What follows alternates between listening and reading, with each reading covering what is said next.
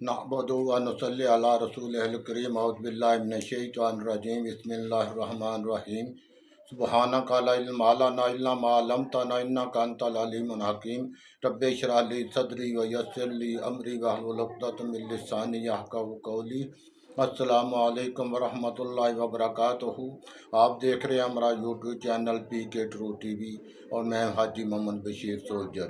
नाज़रीन, आज थोड़ा सा ईमान ताज़ा कर लें।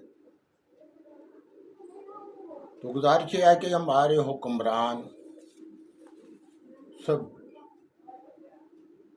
आका सल्लल्लाहु अलैहि वसल्लम के ग़ुलाम होने का भी दावा करते हैं और मुसलमान भी बड़ी पक्की है। आले मियाँ शरीफ रमज़ान का आखिरी अशरा सरकारी खर्च पर बैतुल्लाह में गुजारा करते थे। बड़े पक्के मुसलमान। इमरान खान फलाई रियासत मदीना की बात करते हैं, लेकिन हम थोड़ा सा इस्लाम के असूलों को और उस इस्लामी रियासत के एक वाक़यात में से एक छोटा सा वाक़यात की खिदमत में पेश करते हैं। अबू बकर सिद्दीक़ रज़ी अल्लाह ताला अन्हु वक्त के खलीफा थे। साद बिन अबी वक़ास को आप रज़ी अल्लाह ताला अमीरुल मोमिनीन ने लश्कर देकर किसरा की तरफ भेजा।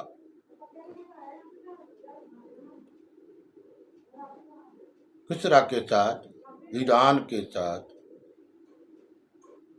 जंग करने के लिए भेजा। यमन फतह हो चुका था। तो साद बिन अबी वक़ास ने के साथ बहुत बड़ा लश्कर था। आप दजला के किनारे से पीछे हटकर पड़ाव डाल दिया। इससे पहले से थोड़ी सी गुजारिश कर दूं, आखिरी किसरा कत्ल हो चुका था। वो किसरा जिसने मोहम्मद मुस्तफ़ा सल्लल्लाहु अलैहि वसल्लम के बयान नामा को, आपके खत को फाड़ दिया था और कास्द मोहम्मद मुस्तफ़ा सल्लल्लाहु अलैहि वसल्लम को कत्ल करने का हुक्म दिया था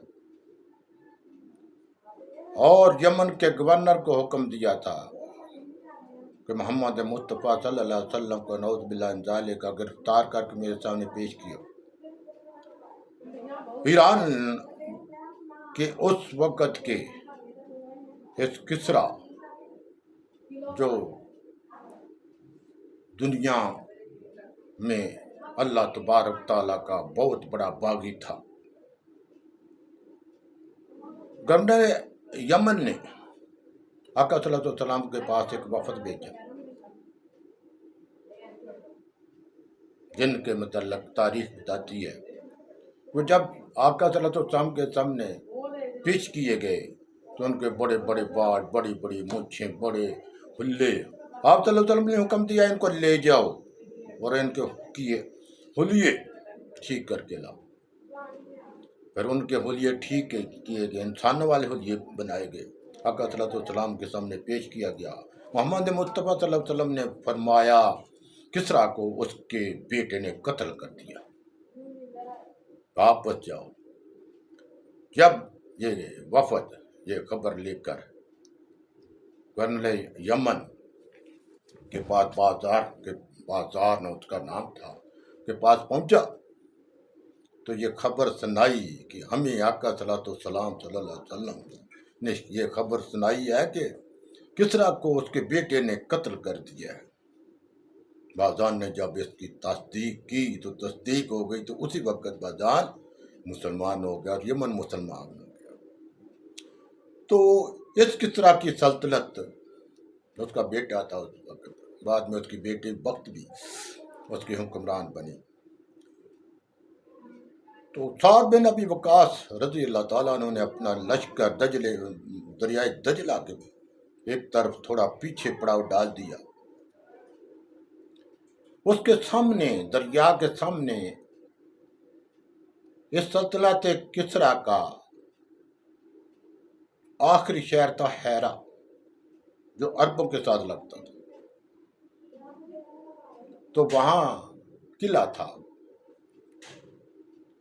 اور گورنر جو تھا، بادشاہ بھی، کسرا بھی وہاں آ کر رہا کرتا تھا. بہت وہ باغات تھے اور موسم بہت بہترین تھا. ساتھ دریا تھا، باغات تھے اور اس میں باغات میں محل تھے. تو حضرت سعد بن ابی وقاص رضی اللہ تعالیٰ عنہ نے جب حرا پر چڑھائی کرنے کا فیصلہ کیا تو اپنا ہر اول دستہ جو گھوڑوں پر مشتمل تھا، گھوڑ سواروں پر، ان کو حکم دیا دریا پار کرو. تو مجاہدین اسلام نے گھوڑے دریا میں ڈال دیے. تاریخ بتاتی ہے گھوڑے سلامت ایسے دریا کو چیرتے ہوئے اپنے سواروں کو لے کر پار گئے، حملہ کیا اور کنارے پر قبضہ کر لیا.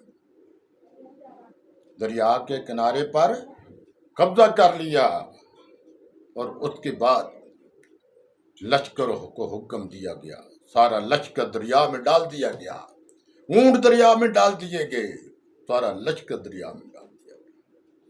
اور کیسا آسمان دیکھ رہا تھا اس وقت، زمین بھی دیکھ رہی تھی کہ یہ کیسے انسان ہیں، کیسے مسلمان ہیں جی. ان کے سامنے دریا سمندر کوئی بات ہی نہیں. تو اس میں ایک میں بات آپ کے ساتھ جو بتانا چاہتا ہوں، تو جب یہ لشکر دریا سے گزر رہا تھا تو لشکر پار گیا، جا کر حملہ کیا، حرا کو فتح کر لیا. تو جب لشکر پار گیا تو ایک سپاہی کے جو اس کے ساتھ سامان باندھا ہوتا تھا نا، اپنا گھوڑوں کے ساتھ، اونٹوں کے ساتھ، تو اس میں ایک پیالہ اس کا جو ہے وہ اس کے وہ جو جیسے سامان باندھا تھا ادھر سے ٹوٹ کر دریا میں بہہ گیا. تو جو پار لگے تھے کسی گارڈ نے اس کی طرف اشارہ کیا کہ آپ کا پیالہ غائب ہے، پیالہ دریا میں بہہ گیا. تو اس مجاہد نے، اس سپاہی نے جو الفاظ بولے، تاریخ نے اس کو رقم دیا. اس نے کہا یہ دریا میرا پیالہ ہضم نہیں کر سکتا. اللہ، کتنا یقین تھا اپنی ایمانداری پر، اپنے ایمان پر، محمد مصطفیٰ صلی اللہ علیہ وسلم کی محبت پر، اللہ پر کتنا مضبوط یقین تھا. اس سپاہی نے کہا یہ دریا میرا پیالہ ہضم نہیں کر سکتا. ایسا ہی ہوا، لشکر پار چلا گیا، قلعے پر قبضہ ہو گیا. لشکر پڑاؤ ڈالا بیٹھا ہوا تھا. کیا دیکھتے ہیں کہ جو گارڈ وہاں متعین کیے گئے تھے دریا کے کنارے، ان میں سے ایک محافظ نے اپنے نیزے پر ایسا کیا ہوا کہ وہ پیالے کو دریا کی لہروں نے، لہریں لگ کر وہ پیالہ بالکل دریا کے کنارے پر آ گیا. اور وہاں پر ایک محافظ نے اپنے نیزے پر اس کو اٹھا لیا اور اپنے نیزے پر اٹھائے ہوئے وہ اور لشکر میں آیا گیا تو کہا کہ بھائی کسی کا پیالہ ہے.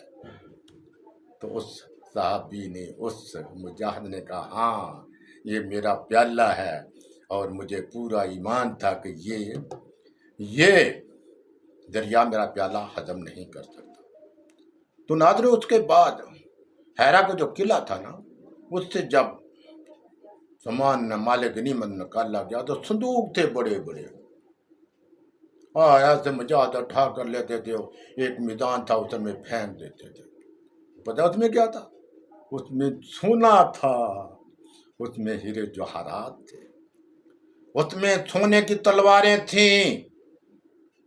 لیکن ان مجاہدوں کو ان سے کوئی غرض نہیں تھا کہ یہ مٹی کے ڈیلے ہیں یا یہ سونا جوہرات ہے. تو جب یہ سارا خزانہ خلیفہ وقت ابو بکر صدیق رضی اللہ تعالیٰ عنہ کے پاس پہنچا، ڈھیر لگ گیا. ابو بکر صدیق موجود ہیں، خلیفہ وقت عمر بن خطاب موجود ہیں، مشیر ہیں آپ کے، علی شیر خدا موجود ہیں. عثمان بن عفان موجود ہیں، ایسا بہت بڑا ڈیر لگا ہے۔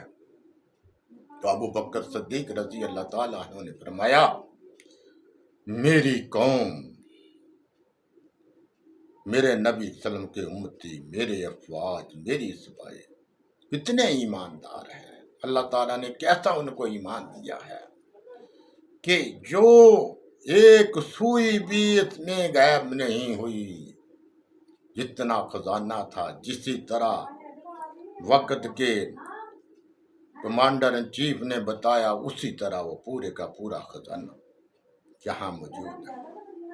تو عمر بن خطاب رضی اللہ تعالی عنہ نے کہا، امیر المومنین یہ ایسا کیوں ہے؟ تاریخی الفاظ تھے، کہا اس لیے کہ آپ وقت کے خلیفہ ایماندار ہیں، آپ کے مشیر ایماندار ہیں، اس لیے آپ کی رعایا ایماندار ہے۔ تو ناظرین، اسی لیے یہ وقت ہے، آپ اندازہ کر لیں کہ ہمارے حکمران کتنے ایماندار ہیں، حکمرانوں کے مشیر کتنے ایماندار ہیں، تو پھر رعایا بھی اسی طرح ایماندار ہے۔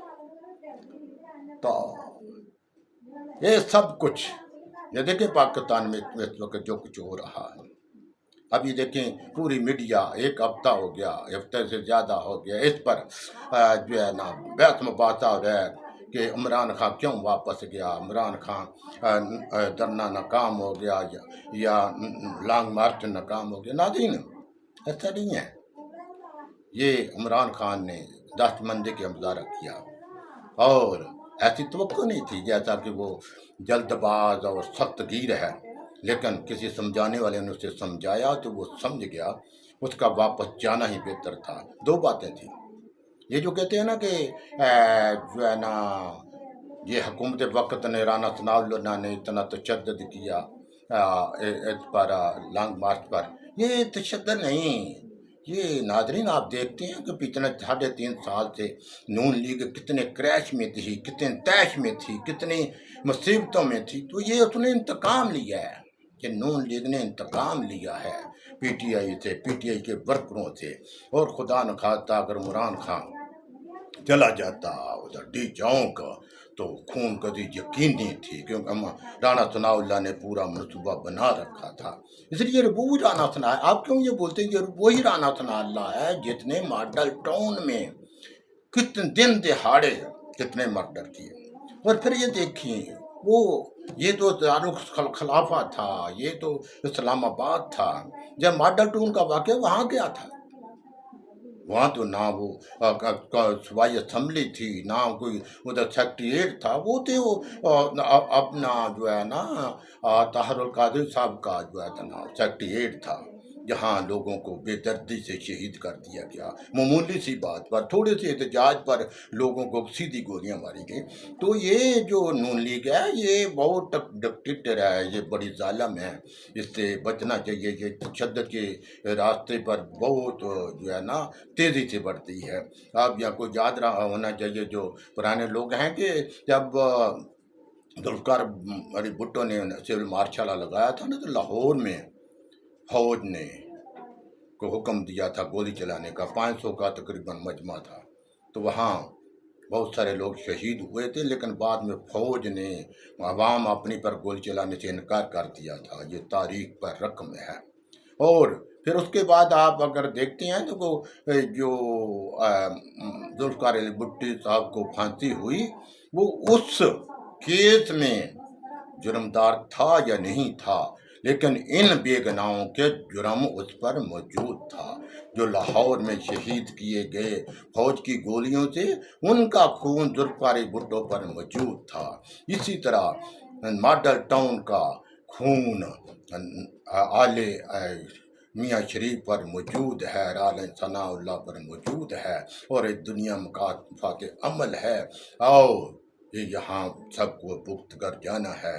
ناظرین، ہماری باتوں کو سمجھا کریں، سنا کریں کہ اور تاریخ اور حقائق کے پر ان کو کسوٹی پر ان کو جانچا کریں، تو آپ کو انشاءاللہ بہت صحیح سمجھ آئے گی انشاءاللہ۔ تو ہمارے چینل کو لائک کیا کریں، سبسکرائب کیا کریں، آپ کی بڑی مہربانی ہوگی۔ تو یہ اس میں یہ جو میں دوبارہ رپیٹ کر دوں کہ عمران خان کا واپس جانا یہ بہت بہتر تھا، اور اس کا نتیجہ بھی بہت اچھا نکلنے والا ہے۔ ممکن نہیں ہے یہ جو حکومت ہے، دیکھیں یہ اتنی جماعتوں کی حکومت ہے، اتنے جن میں کانفیڈنس ہی نہیں ہے، جو ڈسیزن پاور ہی نہیں رکھتے، تو یہ کتنا، یہ تو مہینے چلنا بھی ان کا بہت مشکل ہے۔ تو کیا جو ہے نا، اگر آپ کو یاد نہیں تو وہ میرا کیسٹ جو میں نے ویڈیو کیا تھا کہ الارم بج چکا ہے، ان کو دوبارہ سن لیں، تو انشاءاللہ یہ بجٹ کے فوراً بعد جو ہے نا سارا معاملہ جو ہے نا وہ انشاءاللہ ٹھیک ہو جائے گا، اور یہ جو لوگ آئے ہیں جو بڑے جو جذبے سے اپنے کیس واپس کرنے کے لیے، انشاءاللہ ان کے ہاتھ کچھ بھی نہیں آئے گا۔ وآخر دعوانا ان الحمد للہ رب العالمین۔